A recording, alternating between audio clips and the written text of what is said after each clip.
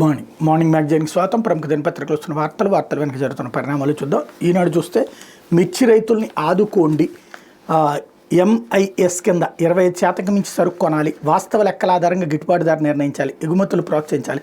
చంద్రబాబు వినతి సానుకూలంగా స్పందించిన కేంద్ర వ్యవసాయ శాఖ మంత్రి నేటి ఉదయం 11 గంటలకు ఉన్నత స్థాయి సమావేశం. జల్ జీవన్ మిషన్కి మరో 54,000 కోట్లు ఇవ్వండి, కేంద్ర జలశక్తి మంత్రికి వినతి. రాష్ట్రంలో మిర్చి రైతుల సమస్యలు, జల్ జీవన్ మిషన్ పథకం అమలుకు అదనపు నిధులు, పోలవరం ప్రాజెక్టు కోసం ఖర్చు చేసే నిధులు తిరిగి చెల్లింపు, పోలవరం బనకచెర్ల ద్వారా నదుల అనుసంధాన ప్రాజెక్టు గురించి ఆంధ్రప్రదేశ్ ముఖ్యమంత్రి చంద్రబాబు కేంద్ర మంత్రులు శివరాజ్ సింగ్ చౌహాన్, సిఆర్ పాటిళ్ల దృష్టికి తీసుకెళ్లారు. ఢిల్లీ ముఖ్యమంత్రి రేఖా గుప్తా ప్రమాణ స్వీకార కార్యక్రమంలో పాల్గొనడానికి వచ్చిన ఆయన ఉప ముఖ్యమంత్రి పవన్ కళ్యాణ్తో కలిసి కేంద్ర జలశక్తి మంత్రి సిఆర్ పాటిల్తో సమావేశమయ్యారన్నటువంటి వార్తని హైలైట్ చేశారు. అయితే ఫైబర్ నెట్ ఎండి దినేష్ కుమార్ది రాజద్రోహమే, ఆయన దారిలోని మరికొందరు అధికారులు గత యాజమాన్యాన్ని కాపాడే ప్రయత్నం. సంస్థ చైర్మన్ జీవీరెడ్డి సంచలన వ్యాఖ్యలు. ఏపీ ఫైబర్ నెట్ సంస్థ ఎండి దినేష్ కుమార్ కొందరు అధికారులు రాజద్రోహానికి పాల్పడుతున్నారని సంస్థ చైర్మన్ జీవీరెడ్డి తీవ్ర ఆరోపణలు చేశారు. ప్రైవేట్ సంస్థలతో కుమ్మక్కు కావడం ద్వారా సంస్థ ఆర్థిక మూలాలు దెబ్బతీసి చర్యలకు పాల్పడుతున్నారని సంచలన ఆరోపణలు చేశారు. ఈ అంశాలను అడ్వకేట్ జనరల్ ప్రభుత్వ ప్రధాన కార్యదర్శి దృష్టికి తీసుకెళ్లి వాళ్ళ మీద చర్యలు తీసుకోవాలని కోరనున్నట్టు తెలిపారు. విజయవాడలోని సంస్థ కార్యాలయంలో గురువారం ఆయన విలేకరులతో మాట్లాడారు. కూటమి అధికారంలోకి వచ్చి 9 నెలలైన సంస్థలో పురోగతి లేకపోవడంతో అనుమానాలు బలపడుతున్నాయి. చైర్మన్గా నేను సంస్కరణలు తీసుకొచ్చిన ఆదాయం పెరగలేదు, కొత్త కనెక్షన్లు ఇవ్వలేదు. ఒక్కరోజైనా దినేష్ కుమార్ వీటి మీద సమీక్షించారు. సంస్థను ఒక్కడుగు ముందుకు తీసుకువెళ్ళలేదు అన్నటువంటి వార్తని ఇక్కడ హైలైట్ చేశారు. ఒక్క అడుగు కూడా ముందుకు తీసుకువెళ్ళనివ్వలేదు. ఇదంతా ప్రభుత్వంపై జరుగుతున్న కుట్ర. గత ప్రభుత్వంలోని యాజమాన్యంతో చేతులు కలిపి ఫైబర్ నెట్ని చంపేయాలని ఎండీ చూస్తున్నారని మండిపడ్డారు. ఎండీకి సన్నిహితంగా ఉంటూ సంస్థ ఆదాయాన్ని దెబ్బతీసిన 3 అధికారులు వెంటనే విధుల నుంచి తప్పించాలని చైర్మన్ ఆదేశించారు. CTO Satyarama Bharadwaj, business head G Suresh, procurement విభాగం అసిస్టెంట్ మేనేజర్ శశాంక్ హైదర్ ఖాన్లని విధుల నుంచి తప్పిస్తున్నామని తెలిపారు. గత ప్రభుత్వంలో జరిగిన అక్రమాలపై విజిలెన్స్ విచారణకు ఆదేశించినట్టు చైర్మన్ పేర్కొన్నారు. విచారణ అధికారులకు సహకరించాలని సిబ్బందికి ఎండీ ఎందుకు ఆదేశించలేదు? కొందరు వెండర్లకు చెల్లింపులు నిలిపేయాలని విజిలెన్స్ అధికారులు ఆదేశాలు ఇచ్చారు. అయినా 60 కోట్లు ఎందుకు చెల్లించారని పేర్కొన్నారు. బుక్స్ ఆఫ్ అకౌంట్స్ చూపాలని చైర్మన్ హోదాలో అడిగిన అధికారులు స్పందన లేదు. 2023-24 ఆర్థిక సంవత్సరానికి ఇప్పటికీ ఆడిట్ చెల్లించలేదు. గత యాజమాన్య అక్రమాలు తెలుస్తాయని ఇలా చేస్తున్నారు. గత ప్రభుత్వం తీరుతో సంస్థ వార్షిక ఆదాయం 2,000 కోట్ల నుంచి గత ఏడాదికి 200 కోట్లకు తగ్గింది. ఏడాది ఇంకా ఎంత దిగజారుస్తారోనని ఆందోళనగా ఉంది అన్నటువంటి వార్తని హైలైట్ చేశారు. ఎండీ నుంచి రికవరీ చేయాలని కోరతామన్నటువంటి వార్తని హైలైట్ చేశారు. లేకపోతే భారత్ శుభారంభం అంటూ ఛాంపియన్స్ ట్రోఫీలో భారత్ బోని ఎదిరింది. పేసర్లు మహమ్మద్ షమి 53 పరుగులు ఇచ్చి 5 వికెట్లు తీస్తే హర్షిత్ రాణా 31 పరుగులు ఇచ్చి 3 వికెట్లు తీశారు. విజృంభణకి శుభ్మన్ గిల్ 101 నాట్అవుట్ 129 బంతుల్లో కొట్టినటువంటి నేపథ్యంలో అజయ్ సెంచరీ తోడడంతో గురువారం 6 వికెట్ల తేడాతో బంగ్లాదేశ్ను ఓడించింది. మొదటి బంగ్లాని 228 పరుగులకు కట్టడి చేసి రోహిత్ శర్మ లక్ష్యాన్ని మరో 21 బంతులు ఉండగానే 6 వికెట్లు కోల్పోయి ఛేదించింది. ఆదివారం చిరకాల ప్రత్యర్థి పాకిస్తాన్తో భారత్ తలపడబోతుంది అన్నటువంటి వార్తని హైలైట్ చేశారు. లేకపోతే విద్యుత్ ఛార్జీలు పెరగవు అంటూ పెంపు లేకుండా నూతన టారిఫ్, డిస్కంల ఆదాయ లోటు 12,632 కోట్లు. ఆ మొత్తాన్ని సబ్సిడీగా భరించనున్న ప్రభుత్వం నూతన టారిఫ్ను ప్రకటించిన ఏపీఆర్సీ చైర్మన్ రామ్ సింగ్ విద్యుత్ వినియోగదారులకు మండు వేసవిలో కూటమి ప్రభుత్వం చల్లటి కబురు చెప్పింది. విద్యుత్ షాకుల నుంచి ప్రజలకు ఉపశమనం కల్పించింది. 5 ఏళ్ల తర్వాత తొలిసారి అన్ని కేటగిరీల వినియోగదారులపైన పైసా భారం లేకుండా టారిఫ్ను ప్రకటించింది. దీంతోపాటు అదనపు వెసులుబాట్లు కల్పించింది. ఎన్నికల సమయంలో ప్రజలకు ఇచ్చిన హామీని నిలబెట్టుకుంది. డిస్కంల ఖర్చులు, ఆదాయాల మధ్య వ్యత్యాసం 12,632 కోట్లను సబ్సిడీగా భరించేందుకు ప్రభుత్వం అంగీకరించింది అన్నటువంటి వార్తను హైలైట్ చేసి చాలా మంచి వార్త. కరెంట్ ఛార్జీలకు ఇప్పటికే బాదురుతో అల్లాడుతున్నటువంటి వాళ్ళకి కాస్త ఊరట కలిగించేటటువంటి అంశం. లేకపోతే బుగ్గమఠం భూముల్ని కొట్టేశారు. తిరుపతి నడిబొడ్డును 3 ఎకరాల ఆక్రమణ, విలువ 100 కోట్ల. ఆ భూమిలో వైకాపా కార్యాలయం, గోశాల నిర్మాణం చర్యలు తీసుకోవాలని ప్రభుత్వానికి విజిలెన్స్ ఎన్ఫోర్స్మెంట్ నివేదిక. అది అడవా, చెరువా, ప్రభుత్వ భూమే, మఠం భూమే అన్న పట్టింపేది లేదు. విలువైన స్థలం కనబడితే కబ్జా చేసేయడమే. వైకాపా ప్రభుత్వ హయాంలో నెంబర్ 2గా హవా సాగించి ప్రకృతి వనరులను బకాసురులా భోంచేశారని తీవ్ర ఆరోపణలు ఎదుర్కొన్న మాజీ మంత్రి పెద్దిరెడ్డి రామచంద్రారెడ్డి తిరుపతి నడిబొడ్డును చేసిన మరో కబ్జా పరం ఇది. ఏకంగా 100 కోట్లకు పైగా విలువైన 3 ఎకరాల బొగ్గమఠం భూములను ఆక్రమించడమే కాకుండా దాని చుట్టూ దర్జాగా ప్రహరీ కట్టేశారు. ఆ స్థలంలో వైకాపా కార్యాలయం, గోశాల నిర్మించారు. భూములు, స్థలాన్ని ఆక్రమించే సొంత అవసరాలకు వాడుకోవడంతో పాటు వాటిలో పనిలో గోశాల పెట్టడం పెద్దిరెడ్డి అనుసరించిన మరో కొత్త నేర విధానం. పొంగనూరు నియోజకవర్గంలో మంగళంపేట రిజర్వ్ ఫారెస్ట్ భూములు కబ్జా చేసి అక్కడ విలాసవంతం నిర్మించుకున్నాయని ఇది కూడా చేశారన్నటువంటి వార్తని హైలైట్ చేశారు. లేకపోతే బడ్జెట్కి తుదిరుపై కసరత్తు, అన్ని శాఖల మంత్రులతో సమీక్ష పూర్తి. 28 శాసనసభలో ప్రవేశపెట్టనున్న ఆర్థిక మంత్రి 2025-26 ఆర్థిక సంవత్సరానికి సంబంధించిన రాష్ట్ర బడ్జెట్ని ఈ నెల 28 చట్టసభలకు సమర్పించనున్నారు. ఆర్థిక మంత్రి పయ్యావుల కేసు శాసనసభలో బడ్జెట్ ప్రవేశపెడతారు. రాష్ట్రంలో ఎన్డీఏ ప్రభుత్వం ఏర్పడిన తర్వాత తీసుకొస్తున్న తొలి పూర్తిస్థాయి బడ్జెట్ ఇది. 24 నుంచి శాసనసభ బడ్జెట్ సమావేశాలు ప్రారంభంగానున్నాయి. రాష్ట్ర ఆర్థిక పరిస్థితులను గాడిన పెట్టడంలో ఈ బడ్జెట్ కీలకంగానుంది. ఎన్డీఏ పక్షాలు ఎన్నికల్లో ఇచ్చిన హామీలకు వనరుల సమీకరణ కీలకం. బడ్జెట్ సమావేశాల సందర్భంగా ఈ అంశాలపై ప్రభుత్వం దృష్టి సారించింది అన్నటువంటి వార్తని హైలైట్ చేశారు. అయితే అవార్డు తెచ్చిన సౌరశక్తి ట్రైసైకిల్ అంటూ దివ్యాంగులు సులువుగా వినియోగించేందుకు ఏపీ మెట్టెక్ జోన్లో సౌరశక్తి ఆధారిత త్రిచక్ర వాహనం రూపొందించారు. ఇక్కడ అసిస్టివ్ టెక్నాలజీ సెంటర్ ఆధ్వర్యంలో ఆవిష్కరించిన ట్రైసైకిల్ని BRICS industrial innovation contest award వరించింది. ప్రపంచ సుస్థిరాభివృద్ధి లక్ష్యాలకు అనుగుణంగా కార్బన్ ఉద్గారాలు తగ్గించేలా పునరుత్పాదక విద్యుత్ వినియోగం పెరిగేలా దీన్ని తయారు చేశారు. ప్రతి దివ్యాంగుడు స్వతంత్రంగా జీవించేలా శక్తివంతమైన పరిష్కారాలు చూపేందుకు ఆవిష్కరణలు చేపడుతున్నట్టు MedTech Zone CEO doctor Jitendra Sharma తెలిపారన్నటువంటి వార్తని హైలైట్ చేశారు. లేకపోతే ఏఐతో వైద్య విప్లవం అంటూ ఈనాడు ముఖాముఖిలో AIG chairman doctor D Nageswara Reddy కృత్రిమ మేధ వల్ల ఉద్యోగాలు కోల్పోతామనే బెంగ వైద్యుల్లోనే ఉంది. ఏఐ వల్ల వారి ప్రాధాన్యం తగ్గదు, కానీ ఆ టెక్నాలజీలో ప్రావీణ్యం లేకపోతే వెనుకబడే అవకాశాలు ఉన్నాయి. ఏఐ నైపుణ్యం ఉన్న వైద్యులకే భవిష్యత్తు ఉంది, వాళ్ళ దిశగా కృషి చేయాలి అంటూ వైద్య రంగంలో కృత్రిమ మేధ విప్లవం సృష్టించబోతోందని, వ్యాధి నిర్ధారణ చికిత్సలో ఖచ్చితత్వం పెంచేందుకు ఇది దోహదపడుతుందని ప్రఖ్యాత జీర్ణకోశ వైద్య నిపుణుడు హైదరాబాద్లో AIG hospital chairman doctor D Nageshwar Reddy తెలిపారు. మనిషి ఆలోచన కంటే అతివేగంగా పనిచేసే సామర్థ్యంతో పాటు ఏకకాలంలో ఎక్కువ లక్ష్యాలను సాధించడం ఎంతో సాధ్యమని ఆయన వివరించారు. లక్షల సంఖ్యలో రోగుల డేటాను భద్రపరిచి విశ్లేషించడంలోనూ ఏఐ కీలకంగా వ్యవహరిస్తుంది. అతి సూక్ష్మ స్థాయిలోనూ జబ్బును గుర్తిస్తుంది. ప్రమాదకరమైన జబ్బులు బారిన పడే పరిస్థితులు 3-4 ఏళ్ల ముందే అంచనా వేస్తుంది. త్వరితగతిన నూతన ఔషధ ఆవిష్కరణలకు తోడ్పాటు అందిస్తుంది. జీవనశైలి మార్పులకు ఏఐ దిశానిర్దేశం చేస్తుందని డాక్టర్ నాగేశ్వరరెడ్డి తెలిపారు. ఇన్ని చేసిన వైద్య నిపుణులకు ఏఐ ప్రత్యామ్నాయం కాదని, కేవలం సహాయకారి మాత్రమే ఈనాడు ముఖాముఖిలో డాక్టర్ నాగేశ్వరరెడ్డి వివరించారన్నట్టు వార్తని హైలైట్ చేశారు. లేకపోతే ఆ ముగ్గురిపై తప్పుడు కేసులు. వివేక కుమార్తె సునీత అల్లుడు రాజశేఖర రెడ్డిపై అక్రమంగా బనాయింపు. సిబిఐ ఎస్పీ రామ్సింగ్ పైన నమోదు. పులివెందుల మ్యాజిస్ట్రేట్కి పోలీసుల నివేదిక. మాజీ మంత్రి వైఎస్ వివేకానంద రెడ్డి హత్యానంతరం బాధితులైన ఆయన కుమార్తె సునీత అల్లుడు రాజశేఖర రెడ్డి దర్యాప్తు అధికారి సిబిఐ ఎస్పీ రామ్సింగ్ మీద నమోదు చేసిన తప్పుడు కేసులుగా పోలీసులు తేల్చారు. కుట్రపూర్తంగా పెట్టిన కేసుగా విచారణలో తేలినట్టు నివేదికలో పేర్కొన్నారు. ఈ మేరకు డీఎస్పీ మురళీనాయక్ వైఎస్ఆర్ జిల్లా పులివెందుల కోర్టుకు తుది నివేదికను గురువారం సమర్పించారు. దర్యాప్తులో తప్పుడు ఫిర్యాదుగా నిర్ధారణ అయిందంటూ ఫిర్యాదుదారైన వివేక పిఏ కృష్ణారెడ్డికి నోటీసు అందించారు. వివేక హత్య కేసులో కీలక సాక్షిగా ఉన్న ఆయన పిఏ కృష్ణారెడ్డి పులివెందుల వైకాపా నేతల ఒత్తిళ్లతో 2023లో సునీత, రాజశేఖర రెడ్డి, సిబిఐ ఎస్పీ రామ్సింగ్పై కోర్టులో ప్రైవేట్ ఫిర్యాదు చేశారు. విచారించిన మ్యాజిస్ట్రేట్ వీరి ముగ్గురిపై కేసులు నమోదు చేయాలని ఆదేశించగా వివిధ సెక్షన్ల కింద 2023 డిసెంబర్ 15 కేసులు నమోదు చేశారు. హత్య కేసు దర్యాప్తులో భాగంగా 2023 సెప్టెంబర్లో విచారణకు పిలిచిన రామ్సింగ్ తనను తీవ్రంగా కొట్టారని, ఎంపీ అవినాష్ రెడ్డి, శివశంకర్ రెడ్డి పేర్లు చెప్పాలని హింసించారన్నది కృష్ణారెడ్డి ఫిర్యాదు సారాంశం. సునీత దంపతులు కూడా సిబిఐ ఎస్పీ చెప్పినట్టుగా సాక్ష్యం చెప్పాలని, లేదంటే ఇబ్బందులు తప్పని బెదిరించినట్టు ఫిర్యాదులో పేర్కొన్నారు. అప్పట్లో పోలీసులు చకచకా దర్యాప్తు చేసి పులివెందుల కోర్టుకు ఛార్జ్షీట్ సమర్పించారు. ఈ కేసును క్వాష్ చేయాలని సునీత దంపతులు రామ్సింగ్ హైకోర్టును ఆశ్రయించగా వారికి వ్యతిరేకంగా తీర్పు వచ్చింది. హైకోర్టు తీర్పును సవాల్ చేసి సుప్రీంకోర్టులో పిటిషన్ దాఖలు చేశారు. ఈ నేపథ్యంలో రాష్ట్రంలో ఎన్డీఏ అధికారంలోకి వచ్చి అక్రమ కేసులను సీఎం చంద్రబాబు, హోంమంత్రి అంతేవద్ద సునీత దంపతులు ప్రస్తావించారు.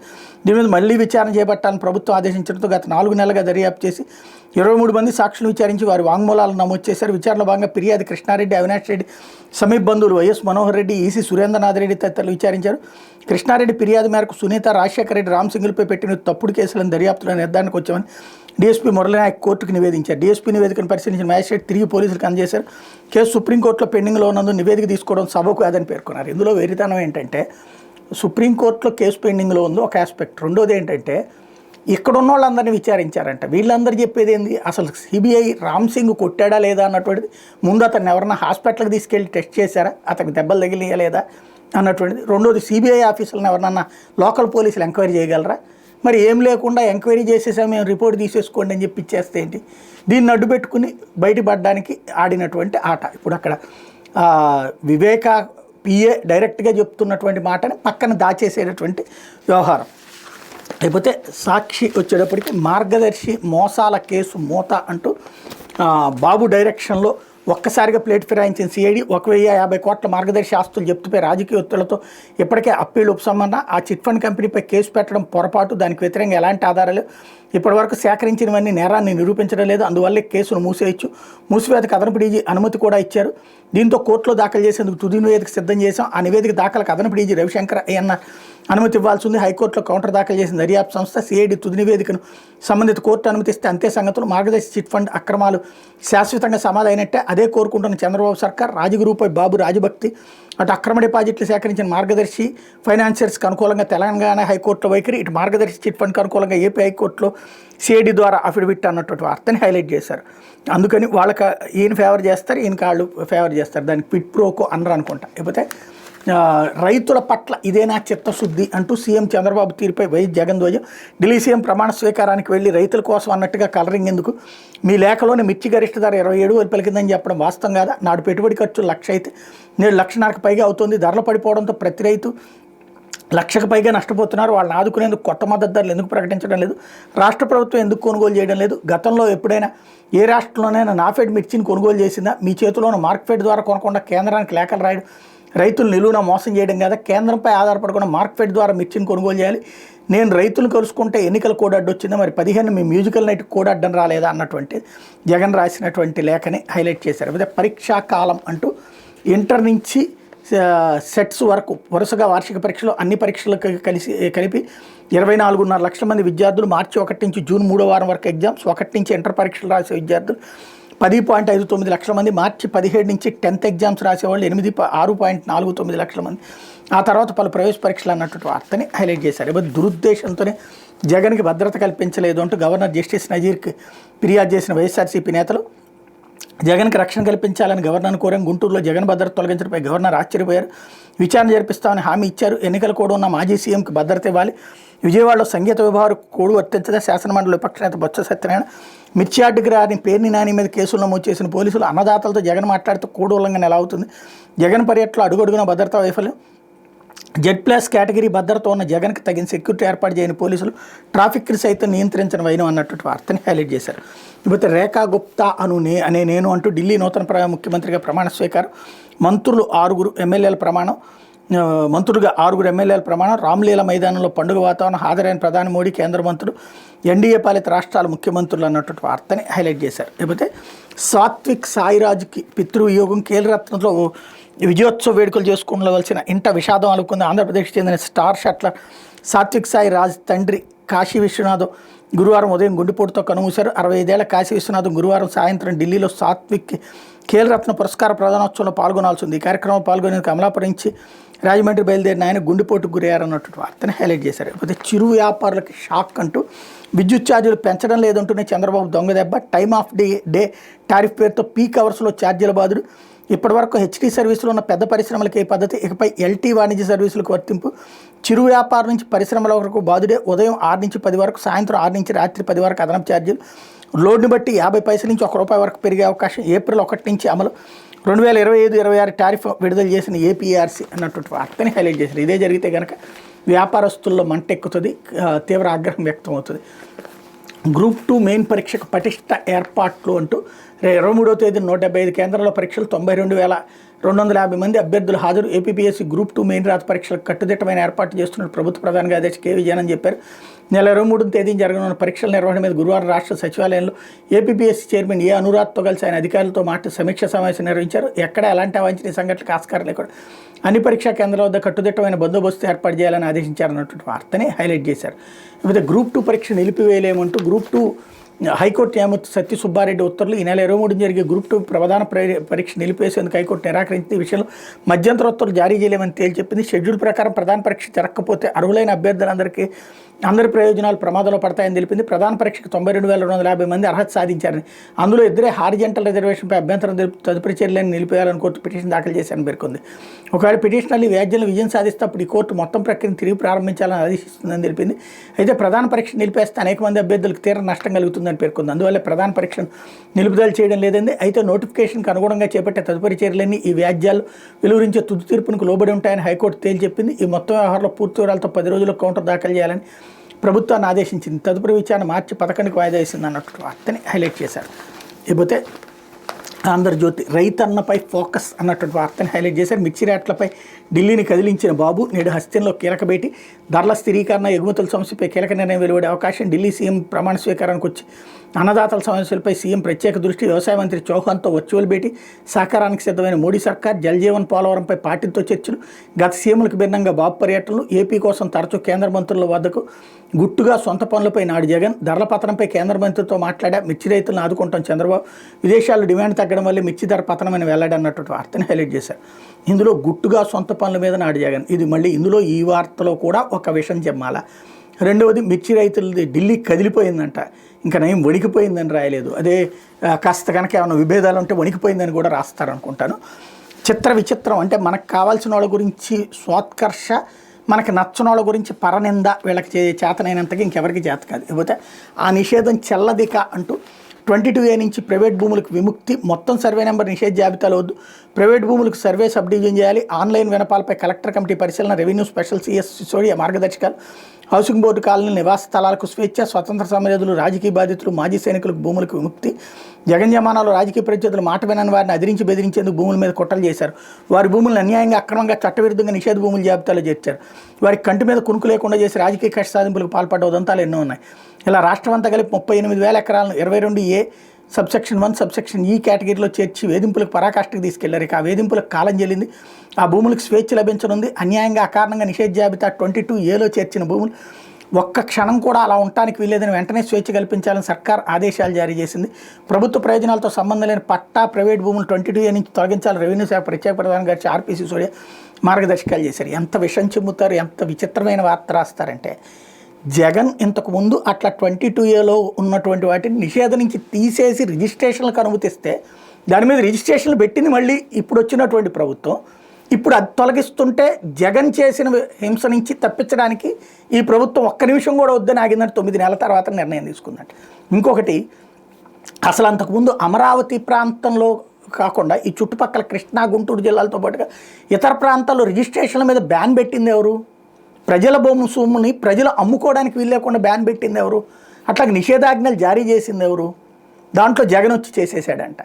కొంచెం కూడా ఏ మాత్రం నిజాయితీ లేదు. ప్రతి వార్తలో విషయం చెప్పడమే, ప్రతి వార్త ప్రజలకు అబద్ధం చెప్పడమే, అబద్ధాలని అసువుగా చెప్తూ దాన్ని వార్తల రూపంలో మెదళ్లలోకి తీసుకెళ్లేటటువంటి ఒక నీచమైనటువంటి సంస్కృతికి సజీవ సాక్ష్యం కాదు, నిలువెత్తు అద్దం ఇక్కడ నడుస్తూ ఉన్నటువంటి పరిస్థితి. అయితే పంచాయతీలకు ఆర్థిక స్వేచ్ఛ, కూటమి హయాంలో అందుతున్న నిధులు, వడివడిగా సాగుతున్న అభివృద్ధి పనులు, జగన్ పాలనలో పల్లెల సొమ్ము విద్యుత్కి, ఇష్టానుసారంగా పల్లె నిధులు దారి మళ్లింపు, ఆర్థిక సంఘం ఇచ్చే సొమ్ములు ఉచితాలకు, తాము అధికారంలోకి వస్తే పల్లె నిధులు నేరుగా పంచాయతీలకు ఇస్తామన్న కూటమి పగ్గాలు చేపట్టాక సర్పంచ్ ఖాతాలకు జమ, రాష్ట్రంలో గ్రామ పంచాయతీలకు ఆర్థిక స్వేచ్ఛ లభించింది.